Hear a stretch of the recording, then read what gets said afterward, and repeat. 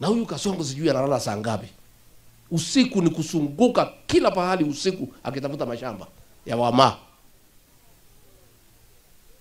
Hiyo driver ndio PS ndio kuendesha gari. Hakuna hata askari. Wanazunguka na map wakiwa na torch. Wakitafuta mashamba ya Wamasai. Nyinyi Wamasai, huyu mtu akirudi nyinyi kwisha. Mashamba yenu itaenda yote. Mnaweza kubali arudi? This man has such appetite for Masai land. Pale Narok amechukua mpaka ya jamii yake ya Kipsigis.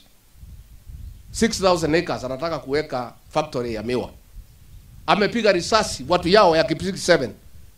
So hii kupiga risasi si ati ni sisi. Anapiga mpaka watu yake ya Kipsigis. Akitafuta mashamba.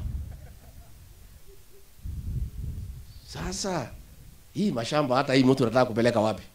Ile ya Murumbi alichukua pesa yote ya AFC ilienda kunyakua hiyo shamba. Hii mashamba yote anataka peleke wapi? Mtu moja pale Davivi 5,000 acres ya IDPs amechukua. Hapa karibu na Roiro iko 400 acres amechukua.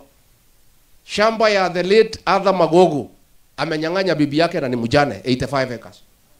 Mjane amechukua huyu Kasongo.